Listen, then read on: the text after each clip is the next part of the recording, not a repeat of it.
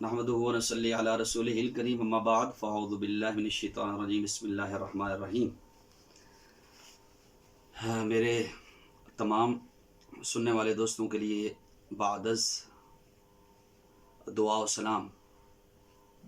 عرض یہ ہے کہ میں آج مفکر اسلام حکیم الامت ڈاکٹر محمد اقبال رحمہ اللہ کے افکار اور نظریات کو لے کر آپ کے سامنے حاضر ہوں۔ علامہ اقبال کی زندگی کو چونکہ مشکوک بنایا گیا اور کچھ لوگوں نے اس کے اوپر گفتگو کی، اپنا مقصد صرف یہ ہے کہ علامہ ڈاکٹر محمد اقبال کی زندگی کے وہ گوشے جس سے لوگ آشنا نہیں ہیں وہ لوگوں کے سامنے بیان کیے جائیں، جس سے پتہ چلے کہ علامہ اقبال کے اپنے نظریات کیا تھے اور مفکر اسلام مصور پاکستان نظریاتی طور پر کیا اسلام پسند تھے، اسلام سے محبت رکھتے تھے کہ نہیں، کیونکہ ان کے شاعری سے تو لوگ خواص آشنائی ہیں، تو عوام الناس کو سوائے چند کے باقی جو ہے نا آپ کے اشعار سے لا تعلقی ہے، بلکہ بے ہنگم شاعروں کے نام بھی اقبال کے نام کے شاعری بھی اقبال کے نام کے ساتھ جو ہے نا شیئر کی جاتی ہے۔ اس لیے میں ترتیب وار انشاءاللہ مراحل کے ساتھ اقبال کا مقدمہ لے کر چلوں گا اور فیصلہ میں بھی عوام پر چھوڑوں گا کہ آپ فیصلہ کیجئے گا کہ علامہ اقبال کی دینی خدمات کیا ہیں اور آپ کے افکار کیا تھے۔ تو یہاں اقبال کے نظریاتی طور پر کہ آپ کا نظریہ کیا تھا اور آپ کس جانب مائل تھے، یہ بھی گفتگو طلب بات ہے کہ آپ کی فکر کیا تھی۔ کسی دوسرے کا کسی شخصیت پہ الزام لگانا اور ہے، اور شخصیت کا خود اپنے بارے میں کہنا کہ میری فکر کیا ہے، یہ زیادہ بدل رکھتا ہے۔ جب بندہ خود یہ اقرار کرے کہ میری فکر میرا نظریہ یہ ہے اور میں اس جانب ہوں، تو ظاہر سی بات ہے کہ جب بندہ کسی چیز کا خود اقرار کرے گا تو بجائے کسی دوسرے کی اس کی جانب منسوب کرنے کے اس بات کو مد نظر رکھا جائے گا۔ تو میں آپ کے سامنے اقبال کا اپنا نظریہ رکھتا ہوں کہ علامہ اقبال کا اپنا نظریہ کیا ہے، جس کا وہ اظہار کرتے ہیں اپنے خط کے اندر کہ میرا نظریہ کیا ہے اور میں کس فکر سے تعلق رکھتا ہوں۔ چنانچہ اپنے ایک خط میں آپ ذکر کرتے ہیں، اور وہ خط ہے سید سلیمان ندوی کے نام 13 نومبر 1917 کو لکھا گیا۔ یہ 13 نومبر 1917 اقبال کی 1877 کی جو پیدائش ہے اس کو اگر اس کے ساتھ جمع کیا جائے تو علامہ اقبال کی عمر رفتہ جو ہے نا جوانی کی حدود سے اوپر گزر جاتی ہے۔ اس وقت آپ یہ بات لکھ رہے ہیں، تو اس وقت علامہ اقبال 40 سال سے اوپر گزر جاتے ہیں۔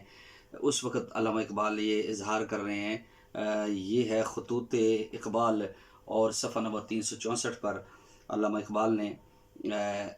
یہ خط سلیمان ندوی کے نام 13 نومبر 1917 کو لکھا، جس میں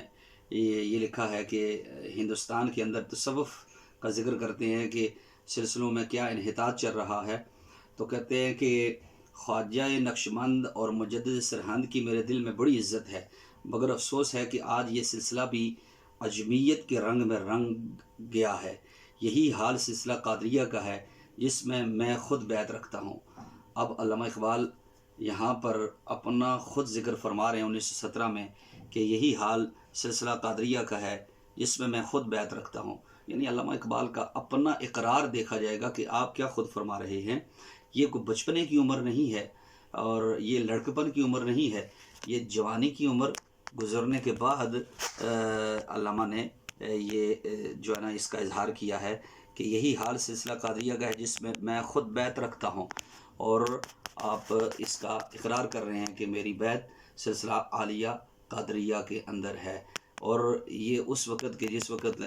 ہندوستان کے اندر مرزا قادیانی مر چکا اور واصل جہنم ہو چکا، اس کے بعد اقبال یہ خط لکھ رہے ہیں، اور اس خط کے اندر اظہار کر رہے ہیں کہاں 1908 اور کہاں 1917۔ اب ذرا دیکھیے کہ علامہ اقبال کہاں بیت تھے اس سلسلہ کے اندر۔ یہ میرے پاس کتاب ہے، چونکہ جو ہے نا افکار علامہ اقبال کے کتب سے ہی ظاہر ہوں گے۔ جو کتب، ظاہر سی بات ہے کسی کی زندگی کے اوپر جب آپ لکھ رہے ہیں یا بتا رہے ہیں تو وہ قرآن و حدیث سے تو بات تو نہیں ہوگی۔ جو بندہ ہی 1 صدی قبل کے پہلے کا ہو، دنیا سے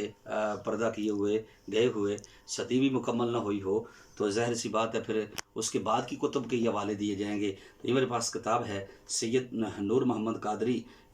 اس کے نگارشات انہوں نے اقبال کے دینی اور سیاسی افکار۔ تو اس کے اندر، اس کتاب کے اندر اقبال کے دینی اور سیاسی افکار کے صفحہ نمبر 33 پر لکھتے ہیں کہ اقبال کی بیعت کہاں پر تھی۔ چنانچہ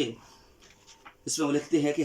حکیم الامت حضرت علامہ محمد اقبال رحمۃ اللہ تعالیٰ علیہ کے بارے میں میر غلام بیگ نیرنگ،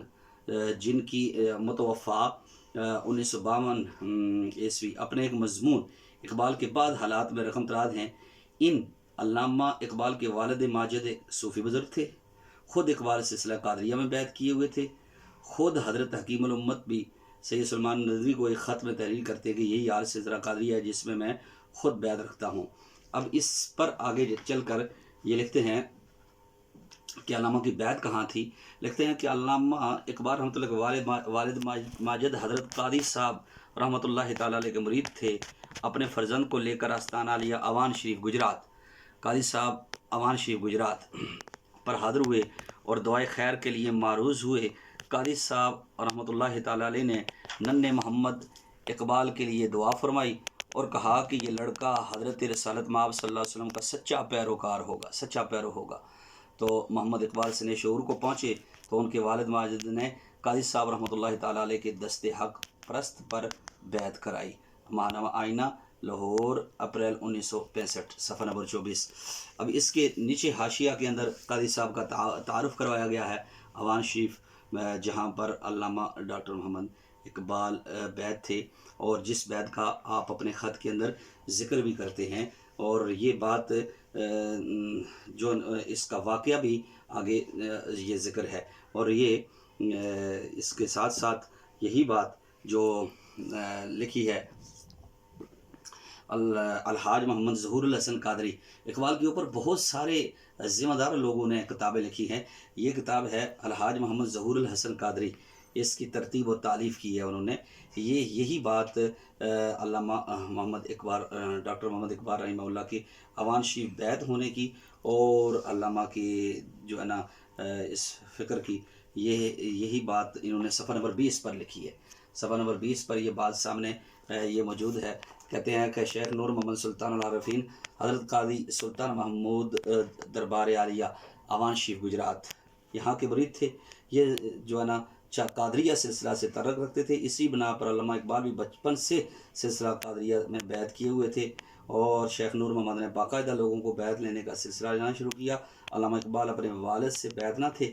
البتہ مانوی رنگ میں علامہ اقبال کی نگاہ میں اپنے والد کا وہی رتبہ تھا جو ایک مرید کی نظر میں مرشد کا ہوتا ہے۔ یعنی ان کے والد بھی پیری مریدی کرتے تھے، اور اس کے اوپر میں گفتگو آگے چل کے کروں گا، اقتباسات پیش کروں گا، کثیر تعداد میں ہیں۔ تو یہ دو چیزیں جو میں نے ذکر کی ہیں، کہ 2 حوالے یہ ذکر کیے ہیں، اور بھی حوالے ہیں کہ اس میں علامہ اقبال خود جب فرما رہے ہیں کہ میں سلسلہ عالیہ قادریہ میں بیعت رکھتا ہوں، تو اس سے پتہ چلا کہ جب مفکر اسلام، مصور پاکستان علامہ اقبال عالم طفولیت میں نہیں، جوانی میں نہیں، شباب میں نہیں، بلکہ جس وقت آپ 40 سالہ عمر سے آگے بڑھتے ہیں، تو اس وقت آپ اپنے خط میں اظہار کر رہے ہیں کہ فقیر سلسلہ قادریہ میں بیعت رکھتا ہے۔ تو اس کا مطلب ہے کہ آپ کے نظریات اور افکار اسی پر ہیں۔ اور اس سلسلے میں یہ بھی ہے کہ اور سلسلوں کا بھی آپ نے ذکر کیا ہے۔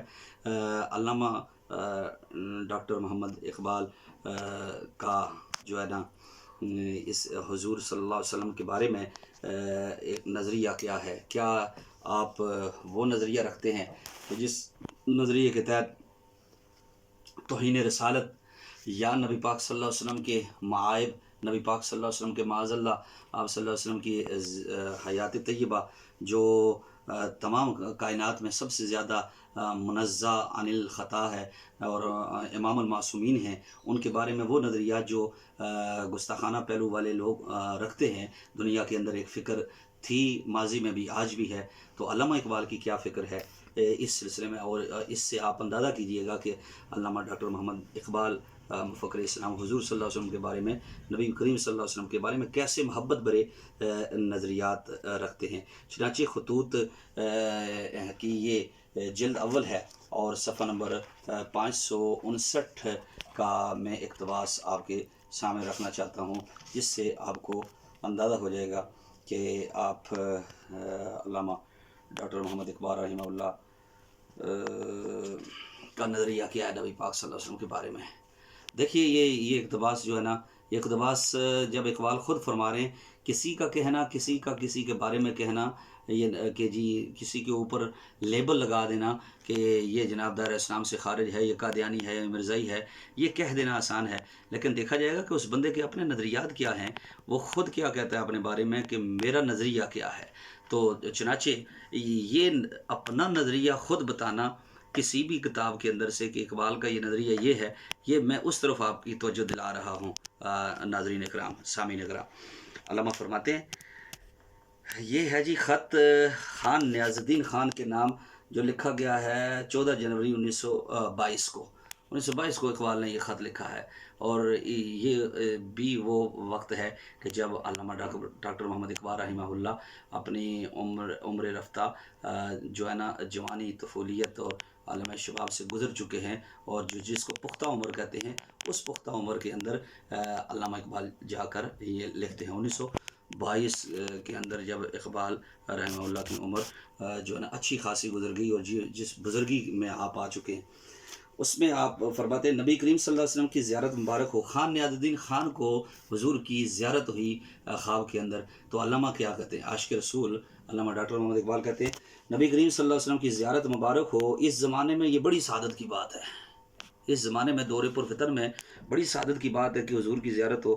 دوسری رویا کا بھی مفہوم یہی ہے، قرآن کثرت سے پڑھنا چاہیے۔ اب دیکھیے علامہ اقبال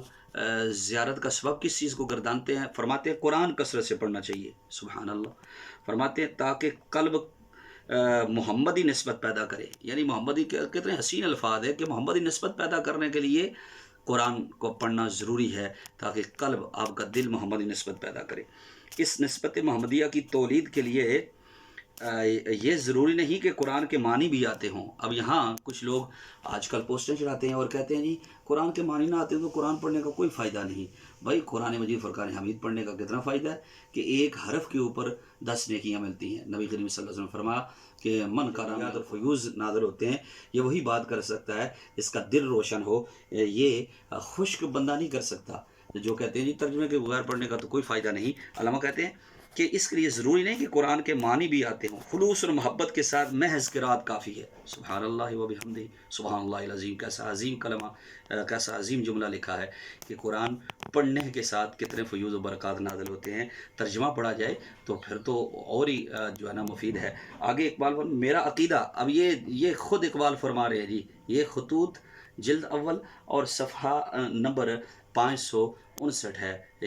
اقبال فرماتے ہیں میرا عقیدہ یہ ہے، غور سے سامعین اس کو دیکھیے گا، پھر فیصلہ کیجیے گا کہ علامہ اقبال خود کیا کہہ رہے ہیں، اور بزرگی کی عمر میں کہ میرا عقیدہ کیا ہے، میرا نظریہ کیا ہے۔ کہتے ہیں میرا عقیدہ ہے کہ نبی کریم صلی اللہ علیہ وسلم زندہ ہے، میرا عقیدہ ہے کہ نبی کریم صلی اللہ علیہ وسلم زندہ ہیں۔ علامہ فرما رہے ہیں کہ میرا عقیدہ ہے کہ نبی کریم صلی اللہ علیہ وسلم زندہ ہیں، اور اس زمانے کے لوگ بھی ان کی صحبت سے اسی طرح فیض مستفید ہو سکتے ہیں جس طرح صحابہ کرام ہوا کرتے تھے۔ کتنا عظیم جملہ ہے کہ اس زمانے کے لوگ بھی حضور سے اسی طرح فیض لے سکتے ہیں جس طرح صحابہ مستفید ہوتے تھے۔ یہ جملہ فیصلہ کر رہا ہے کہ علامہ اقبال کا اپنا نظریہ کیا ہے، فخر اسلام مصور پاکستان کا اپنا نظریہ کیا ہے۔ یہ خطوط کے اندر بھی ہے، اور اسی طرح یہ مکاتیب بھی میرے پاس ہیں، مکاتیب جو سید مظفر حسین برنی نے جن کو جو ہے نا اکٹھا کیا تھا، اس میں بھی یہی خط موجود ہے۔ اور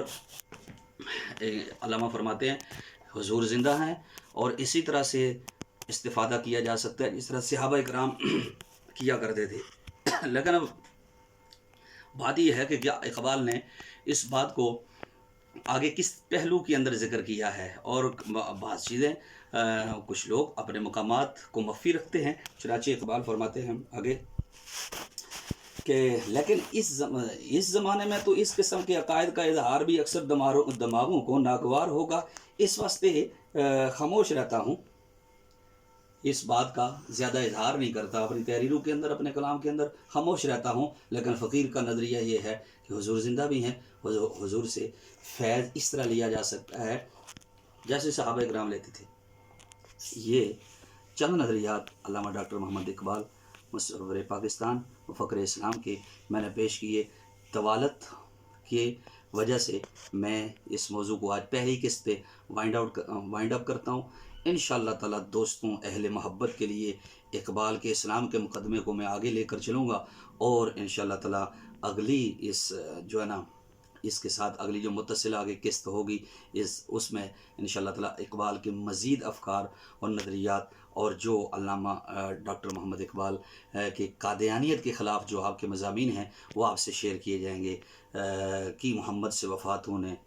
تو ہم تیرے ہیں، یہ جہاں چیز ہے کیا، لوح و قلم تیرے ہیں، والسلام۔